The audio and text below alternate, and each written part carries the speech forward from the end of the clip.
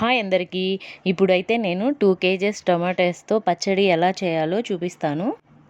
ముందుగా 2 స్పూన్స్ ఆవాలు, 1 స్పూన్ జీలకర్ర, పావు స్పూన్ మెంతులు ఇలా దోరగా విడివిడిగా వేయించి చల్లార్చుకోవాలి.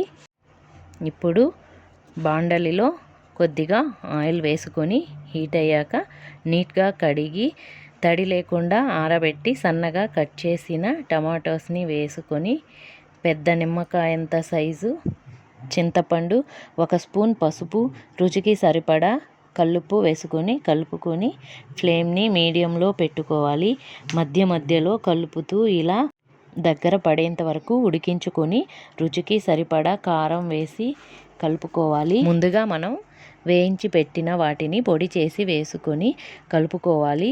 దించి చల్లారబెట్టుకోవాలి. ఇప్పుడు ఇంకో బాండలిలో ఆయిల్ వేసుకొని ఆవాలు, జీలకర్ర, పచ్చెనగపప్పు, మినపప్పు, ఎండుమిర్చి, వెల్లుల్లి, కరివేపాకు వేసుకొని తాలింపు పెట్టుకొని చల్లార్చుకోవాలి. ఇప్పుడు ఇవి రెండు చల్లారాక ఇలా బాగా కలిసేంత వరకు కలుపుకొని ఇలా ఎయిర్ టైట్ కంటైనర్లోకి తీసుకొని స్టోర్ చేసుకోవాలి. ఇలా చేసుకుంటే బయట అయితే 10 రోజుల పాటు నిల్వ ఉంటుంది. ఫ్రిడ్జ్లో అయితే 1 నెల పాటు నిల్వ ఉంటుంది. ఈ వీడియో మీకు నచ్చినట్లయితే లైక్, షేర్ అండ్ సబ్స్క్రైబ్ చేయండి.